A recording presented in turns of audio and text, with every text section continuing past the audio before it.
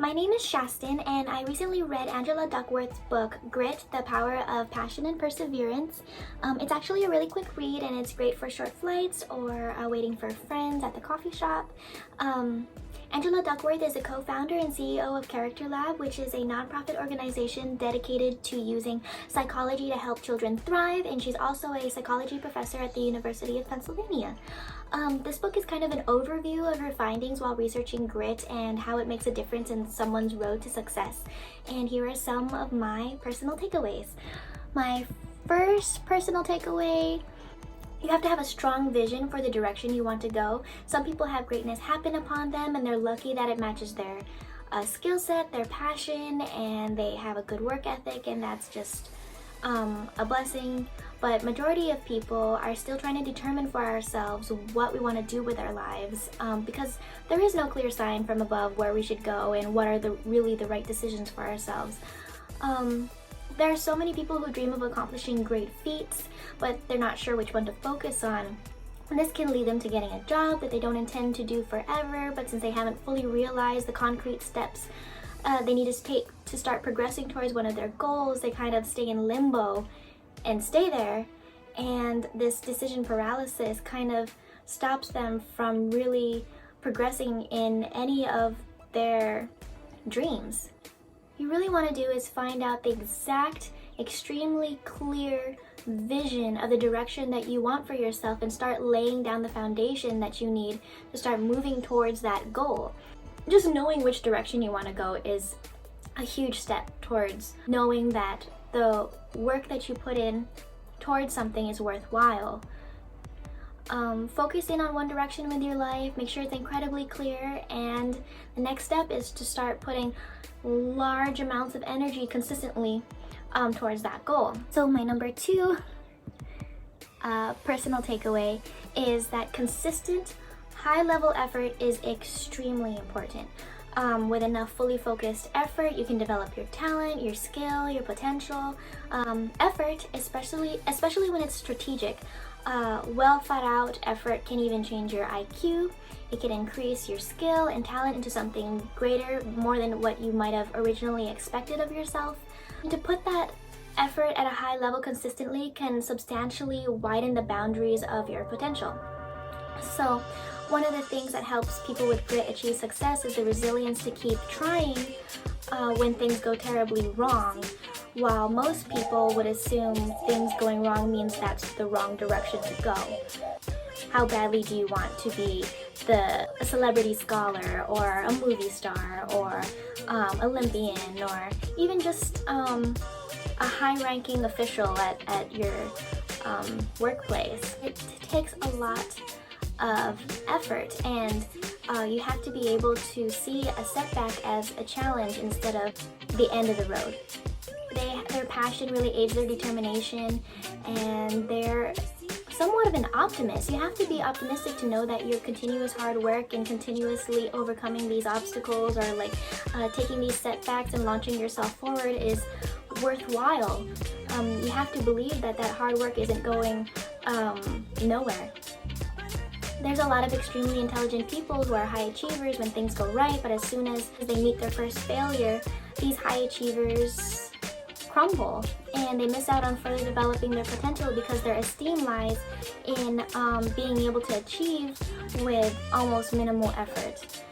And then there are people who look like there's no realistic expectation that they'll ever reach their ambitions, and everyone rolls their eyes and discredits them and their goals, especially when they put themselves out there, maybe move to a big city, really take a big step towards their dreams and say that they fail. And a lot of bystanders are like, aha, I knew it.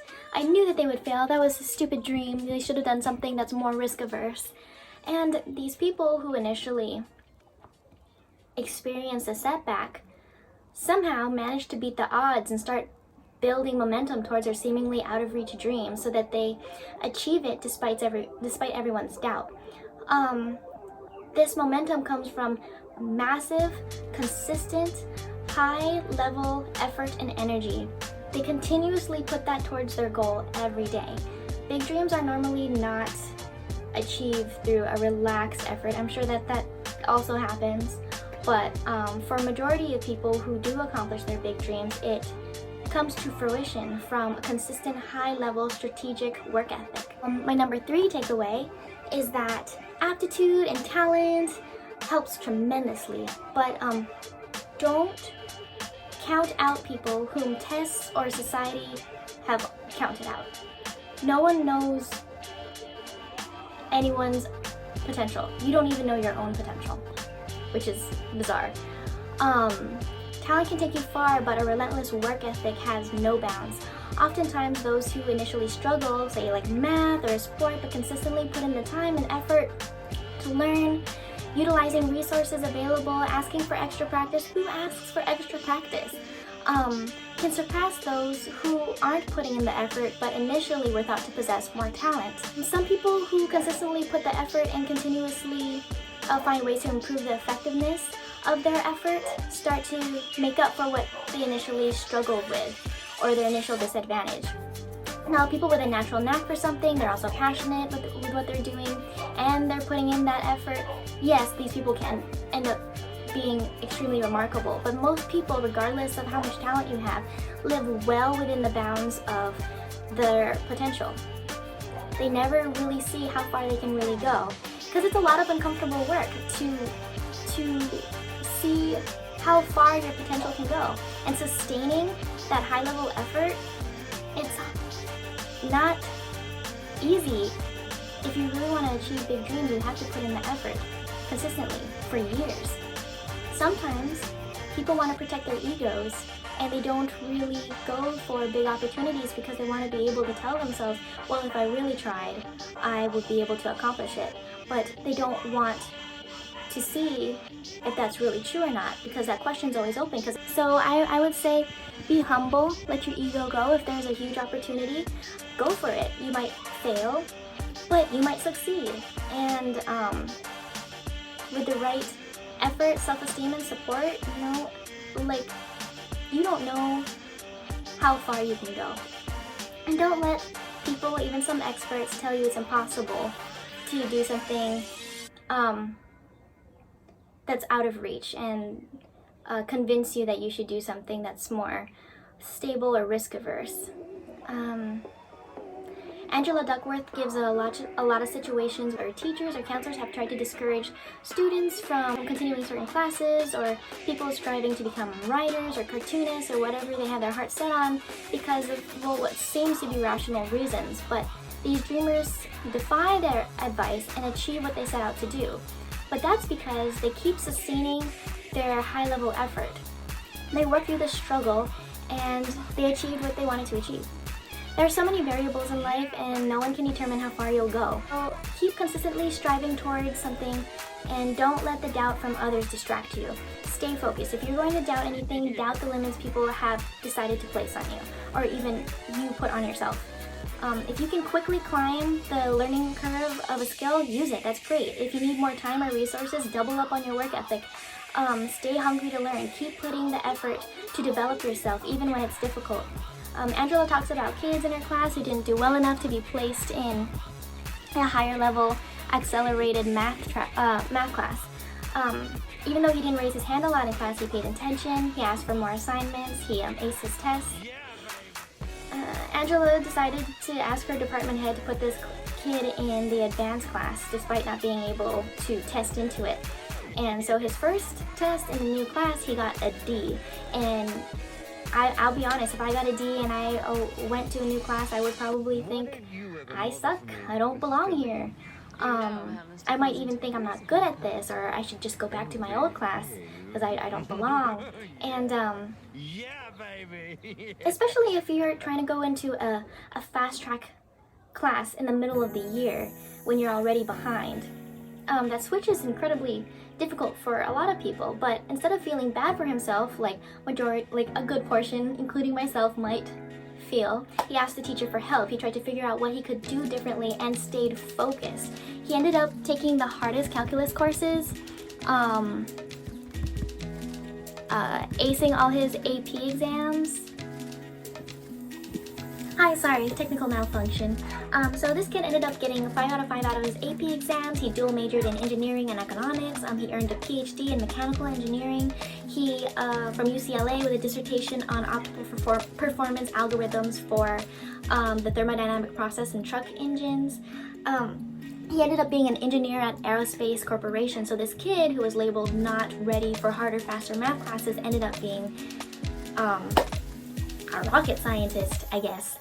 So a lot of people who would assume, oh, he's just not good at math and continue on that trajectory, realize that, hey, this kid had a lot more potential than this test said that he did. So instead of saying, oh, I can't do it, it's not worth trying, just know that teachers and tests aren't very thorough or accurate when assessing somebody's intellectual or physical abilities. So you still have a shot. Just get creative, get resourceful, and put in the effort. Don't take labels or setbacks to heart. Don't let that define you. Stay focusing on how to get better. Use resources, other teachers, I don't know, Khan Academy, YouTube, coaches, blogs, books, mentors. Reflect a lot on how to get better. Like, don't count yourself out, ever. So my number 4 personal takeaway is the Gladwell 10,000 hours of deliberate practice has merit. So I think a lot of us have heard that if you spend 10,000 hours doing something, you can become an expert, or you get to that expert level. So not just mindless practice, but focused, performance-driven practice. You need effortful practice to develop a skill. Oh, I'm sorry, hold on one second. And you need that tenacious effort to employ that skill consistently in order to achieve something. So, for some reason, we would rather believe that the greatest Olympians or musicians or academics went from novice to groundbreaking, accomplished expert, like, instantaneously, as if they were like these mythological beings, like these gods or touched by divinity. And it's fun to think of them that way. Most of the time, these people who have accomplished these great feats have actually done a lot of mundane practice sessions. A lot of times early in life, they're already putting in these mundane efforts towards developing their talents. These incredible human achievements are the culmination of years and years of consistent hours and hours every day of individual acts that are in itself not exactly spectacular or dazzling or divine. The sheer amount of time that they consistently were eating, sleeping, and breathing something they're passionate about takes more hours and effort than most people are willing to do for their entire lives. So don't be ashamed if you're struggling. It takes a lot of time. It takes a lot of work. Just put it in there, you know? Get that extra help. Don't stop. Get that practice. Keep going. Sometimes you just need to take a break for fresh air, but don't take a break for too long. If you need a fresh pair of eyes for code or a piece that you're writing, you know, take it, but then get back on it. So another thing is that it's not just random practice that adds to expert level. You have to be doing very deliberate, mentally focused practice. So if you're playing your clarinet for 2 hours and for half an hour you're really focused, like mentally there, but then for the next hour and a half you are doing really easy licks to make yourself feel better because you're struggling with the harder parts of it, the half hour that you're originally doing that mentally strenuous type of effort is what counts towards the Gladwell rule, not necessarily the easy practice that you already were fully capable of doing. And it's better to do 2 hours of really good focused study and take a break than do 7 hours of practice where you're mentally exhausted but you are distracted the entire time and not fully engaged.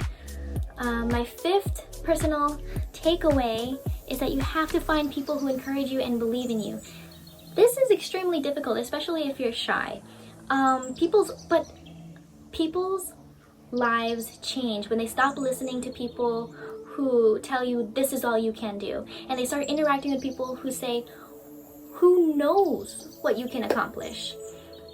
This is hard for me because I'm fairly shy and sometimes pretty negative, And a lot of times people who are your friends, who hang out with you, are okay with you doing great as long as it's not as great as them, or they're secretly competing with you. And you gotta find people who are truly, God honestly, are happy for you, for your success, regardless of how they're doing personally in life.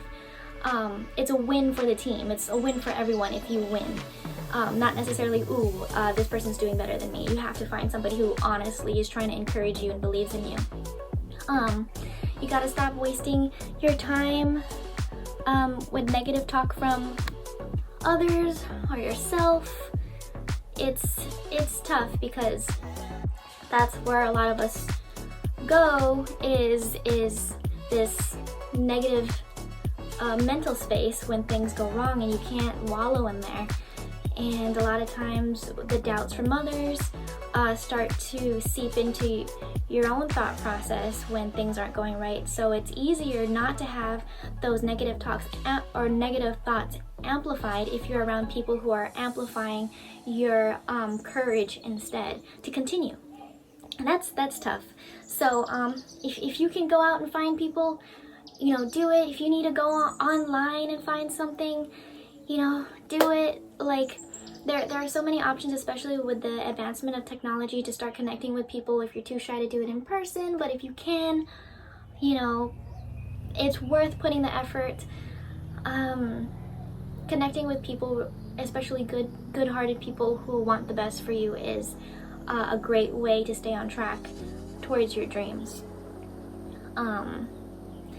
So look for those type of people to add to your circle if you don't have already. And my sixth personal takeaway is that you have to find something that you're passionate about. There's all this grit talk, and we all think that, if we just work really hard, it's something that we know we'll achieve, and even if we don't necessarily like it, we'll reach success, which, can happen. A lot of times what people do is they start to like the things that they expose themselves most to, but a lot of times people also start working jobs and start accomplishing in industries that they don't have much heart in. They're only doing it because they need to survive, they need to pay their bills, they need to feed themselves, they need to feed their kids, and stepping away from that is really difficult, even though day in and day out they're not putting out their best effort, because it's not what their heart is set on. And that is a tough spot to put yourself in. It's easier to sustain grit for years and turn out quality if you actually enjoy it. It's easier to have grit and work relentlessly towards something if it naturally sparks your interest. Grit involves how intensely you're committed to your goals and how you can maintain that for a long period of time. And for years, maybe decades. It's easier to maintain that intense commitment to something if it naturally stimulates some form of zeal. A lot of people can learn to love what they do and to develop an honest passion for it, even if it wasn't naturally there from the beginning. But a lot of times people just drudge through work. If they could retire or quit, they would. But then if you really enjoy something, you can continue to reap success in it and put the hard work in and day out, because it gives you joy to improve in that area. Not every day is going to be great. There's going to be tough days and you're going to think that you should quit or it's not worth it. But if, generally speaking, on the whole, despite the days that you feel like quitting, at the end of the day, you know that this is something that you love and you're happy that you work toward it. You'll keep pushing yourself during difficult times to reach the goals that you want to achieve, that you crave to achieve. You can switch up and start working for find a better path to your ultimate goals. But if you keep changing your ultimate goal, then you might need to evaluate what you really want to commit to so that hard work is worthwhile. Usually that means you got to start exposing yourself to everything that you can, that you might start picking up an interest in.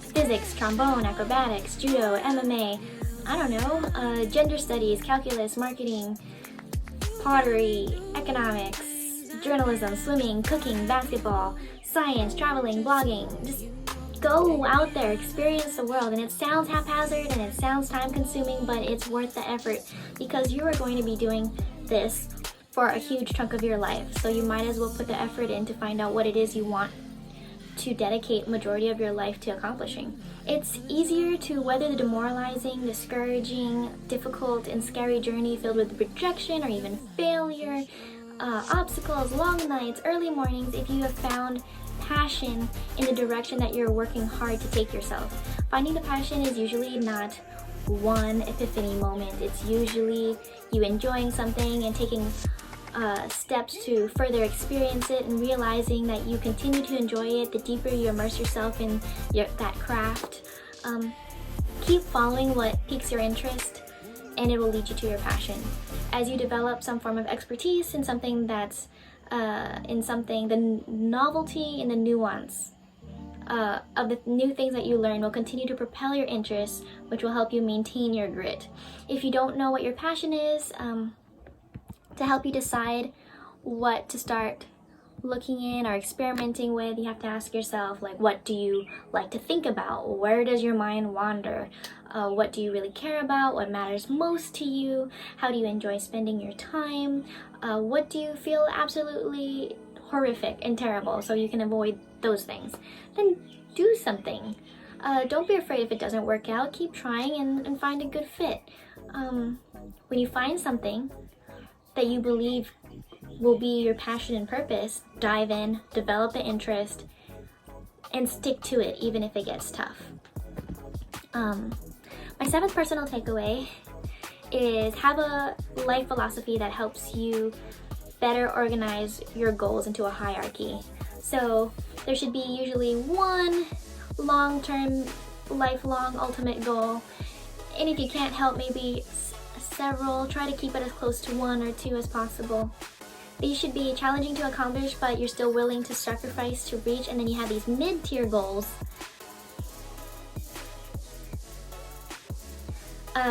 Easier to accomplish, but still takes like the energy and a bit of time consistently to reach, and these mid-tier goals help you achieve the top-tier goals.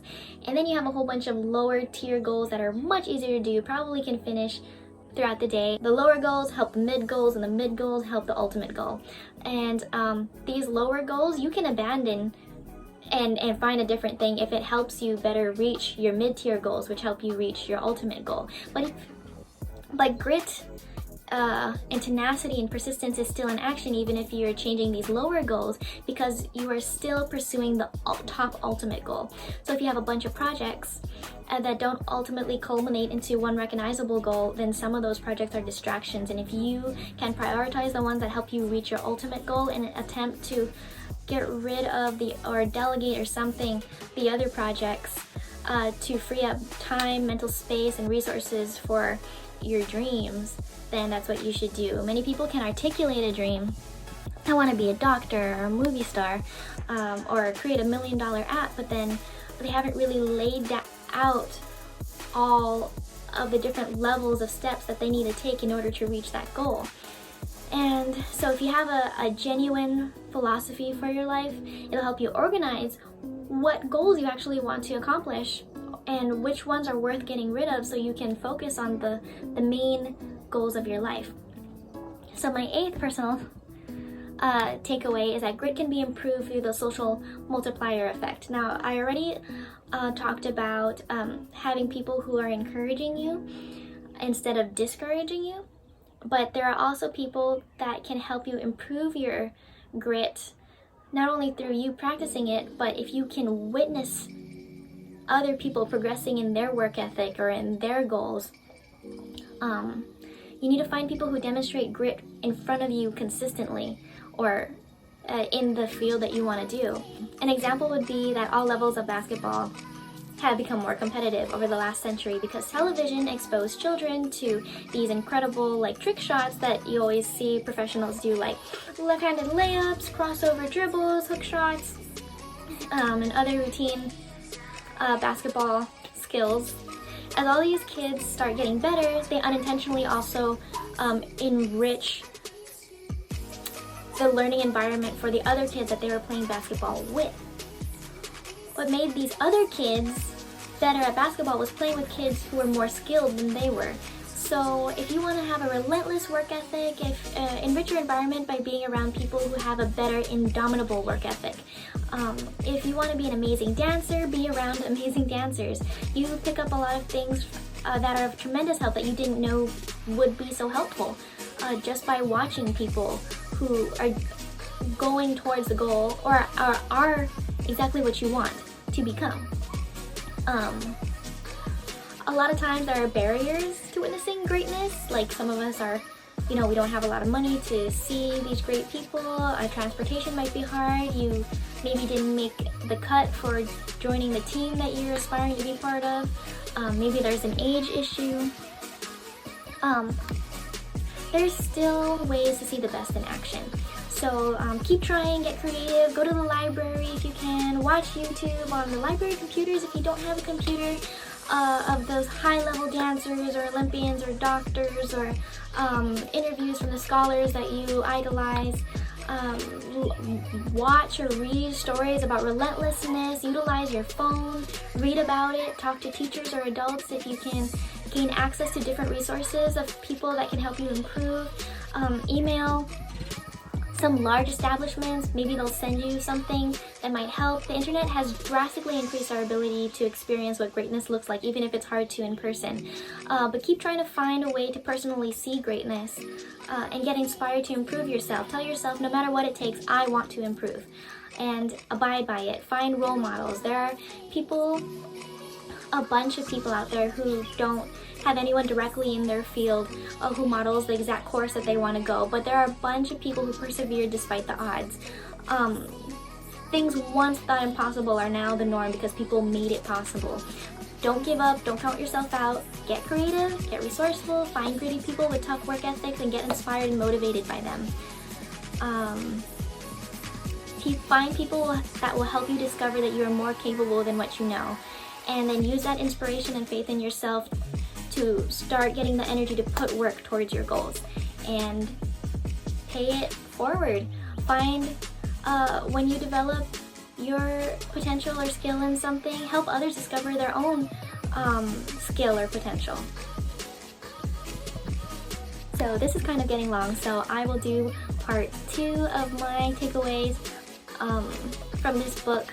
If you stumble across this video and you like it, please give it a thumbs up. If you would also like to make a suggestion or a comment, leave a comment below, and I will see you on video 2.